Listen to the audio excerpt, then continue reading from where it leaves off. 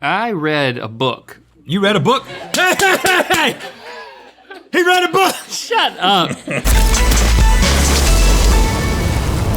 You may not be aware, but the world of fashion is riddled with strange stories that have quietly influenced society as we know it. I mean, do you ever wonder how and why we humans wear the articles of clothing and accessories that we do? Every day of my life, Rhett. Perfect, because I've got a game that is going to test your ability to deduce, discern, detect, determine, and divine the weird but true reasons we wear certain things. Okay, Blake, Okay, we here's how got, we this got is gonna some work. apparel backstories here. Yeah, exactly. Yeah. That seems to excite you. I am interested. Okay, so I'm gonna bring in an article of clothing. Okay. I'm going to hold it up for us to see. And then I'm going to give you some multiple choices as to what the real origin story of that particular article of clothing is. If you get it right, I'm gonna put it on. If you get it wrong, you gotta gonna put it on. And whoever has the most clothes on at the end, of course, is gonna be warmer. the loser. And the person who has the least clothes on gets to put on this amazing sound activated LED tie. Sound activated. LED tie.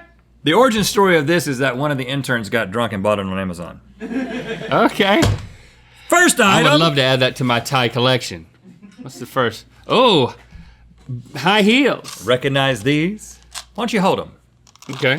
High heels. Believe it or not, high heels weren't invented to give short, insecure men inferiority complexes. That was just an added bonus. The high heel was, in fact, invented for a very specific and man-centric reason. Was it? I think A. I know this one even without the choices. Oh, you want to go blind? To elongate the leg. It's a little literal, don't you think?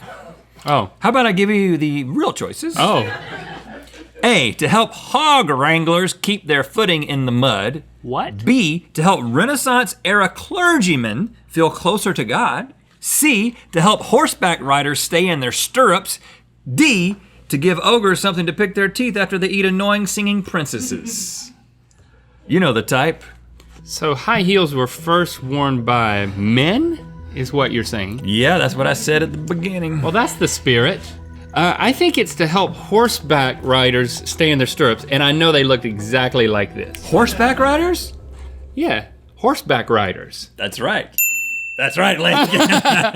Yes, you're Yeah. right. And they Yeah. didn't look like that. You're onto something, because originally they were just 1-inch heels that men wore to stay firmly in their stirrups, and then they evolved into the thinner, higher, more stylized heels, thanks to the Queen of France, Catherine de Medici. To elongate the leg, which is for the birds. Yeah. I like to wear heels when I drive. I call it drag racing. Okay. So I'm throwing. No, I put them on because you got it right. Oh yeah, I did get it right. Yeah. Oh. There you go. You trying to injure me? Here. Put it up here where they can see it go in. These were not made for my feet. Oh gosh! Why Here, did this have to be the put first your item? foot up here. You're not gonna be able to get my foot in there. Oh. Golly. Oh, my toes are in gonna there. be very uncomfortable All right. the entire time. What's the next item? The moo-moo. The moo-moo. You know, like a big, flowy, flowery dress. Oh, look at The that. moo-moo can be enjoyed by people of all shapes and sizes, which is surely part of its mass appeal. However, this oversized flower pattern comfort cloth wasn't originally meant to be worn only while eating bonbons and watching repeats of Roseanne. Why was the moo-moo actually invented? A, to discreetly cover the symptoms of elephantitis, which ran rampant in the 1920s due to poor nutrition and hygiene. Oh, wow. B, Appalachian hikers developed them as a means of keeping their hiking gear dry during the wet season. C, missionaries created them to cover the bare breast of Hawaii natives during their hula rituals. Or D, for people who are sexually attracted to tablecloths.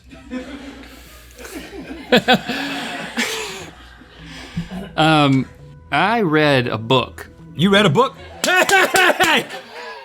He read a book! Shut up. I'm in the middle of a sentence. I couldn't help myself, I'm sorry. You shouldn't have stopped. I did, that's it. Okay. I read a book called Hawaii. It's a novel. Oh, about the whole history of Hawaii by that Yes. James, what's his name? Exactly. Yeah. And this wasn't in there, or I didn't get to that part of the book, Yeah, I haven't finished it. It's a long book. Okay. That was 2 years ago. But I am saying C because I think they would want to cover up the bare breasts. Link, you should read more books. That's right! It's C. Yeah. When missionaries arrived on the Hawaiian Islands back in the 1820s, they were quite surprised to see topless hula dancers. So they handed out dresses for their ladies to cover up with, and those flowing dresses came to be known as muumuus. Yeah. There you go. Move right into that. Look at you. You look like a winner. And that's why hula dances are not nearly as fun anymore. All right, I'm on a roll, man. Okay, I'm gonna be pretty warm in a second. All right, and what's this? Ooh, a wig. A powdered wig. Powdered wig. Okay, back in the day, you couldn't throw a rock without hitting a wealthy man wearing a powdered wig. People wore them like they were going out of style, which is funny because eventually they did.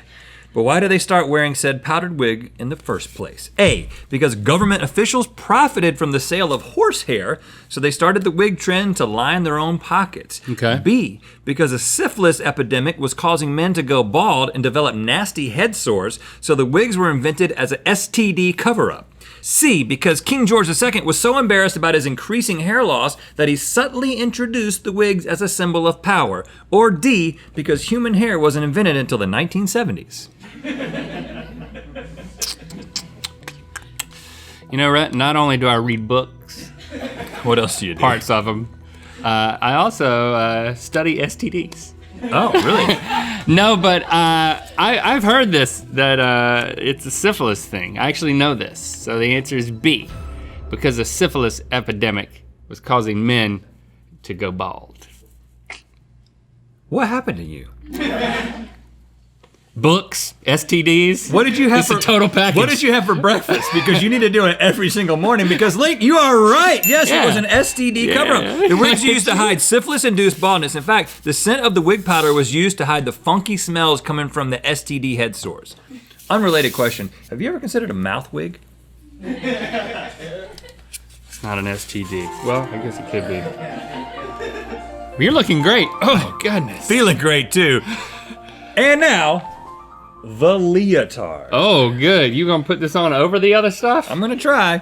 Look at that. The leotard isn't just a stretchy one piece that gives a lovely peek at your lower cheek. Since the 1860s, athletes of all types have utilized the leotard in order to maximize their performances. But can you guess the story of why the leotard was originally developed? Okay. A, ballerina Adelaide Leotard created it as a way to deal with her hyperhidrosis, aka excessive sweating.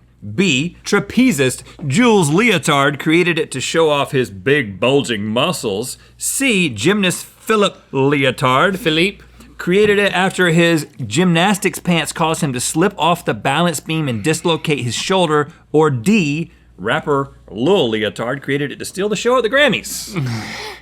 Don't remember that, Grammys. Yeah. This is tough, man. I don't know. I'm not buying the sweating. And then you've got gymnastics pants cause him to slip off the balance beam. That one's got a whole backstory about the shoulder and everything. I think you're trying too hard with that one. And I'm gonna go with trapezist Jules Leotard created it to show off his bulging muscles. Link, you're right again! Yes! You might get the queen sweep. Yes! I don't even know how I'm going to get this on. I could die in the process. Well, you're still wearing the heels, which is gonna make this easier. I'm gonna have to sit down for this. Oh. There's no way. There's too much precious cargo here. Could you help me? Okay.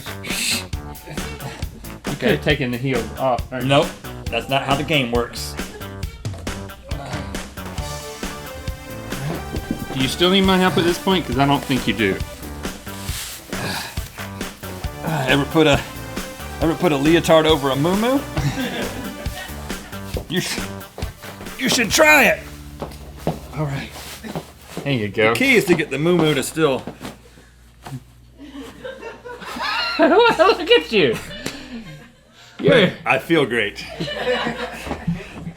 Well, Link, it's gonna get really interesting if you get this one right, because the last one is the thong. Oh gosh. Okay. Get acquainted with that. So this is a thong. The thong is the dental floss of the underwear community. In fact, 4 out of 5 creepy dentists recommend that you wear a thong. But what's the backstory behind the backdoor invention? Why was it created? A, as a response to New York City Mayor LaGuardia's declaration that exotic dancers must cover themselves. B, due to the overwhelming rise in popularity of sumo feminino, aka women's sumo wrestling, in World War II era Brazil. C, a cotton shortage during the Great Depression led to smaller undergarments, which led to the thong. Or D, as a way for trapezist Jules Leotard to show off his butt acne. He's showing off lots of things. Oh my goodness. Okay, not buying D. I'm also not buying C. Cotton shortage? I don't know, well. I'm not buying B because World War II era Brazil, the Brazilian cut is a totally different thing. It's not a thong, it's a Brazilian cut. It's more like this, I think. It's not like this, it's like this.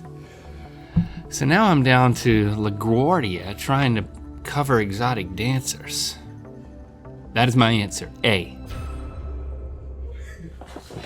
Yes! Queen sweep! And where is the queen? Right there. Oh gosh. Incidentally, Cisco, who sang the thong song, Yeah. he currently works at LaGuardia Airport. Stand back there and give us a nice, complete modeling. I don't know if I'm going forwards or backwards. It doesn't matter. All I know is why stop now? You got anything else for me to put on? Boy, this is that's quite a total package. I feel so secure.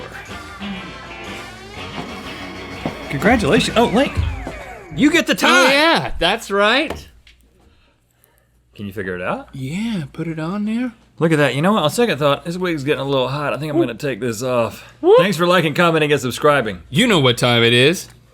Hi Rhett and Link, I'm Stephanie from Puerto Rico and I just got my Be The Match swab kit and it's time to spin the wheel of mythicality. All right, Great. Stephanie, thanks for being your mythical best. Yeah. Click the bottom link to watch this episode from the beginning. And click the top link to watch us try out some Apocalypse milk from the bucket of Jim Baker in Good Mythical More. And to find out where the Wheel of Mythicality is gonna land. Dear mythical beasts of the land down under, we're coming to see you in July. Get tickets and details on the VIP package at tourmythicality.com.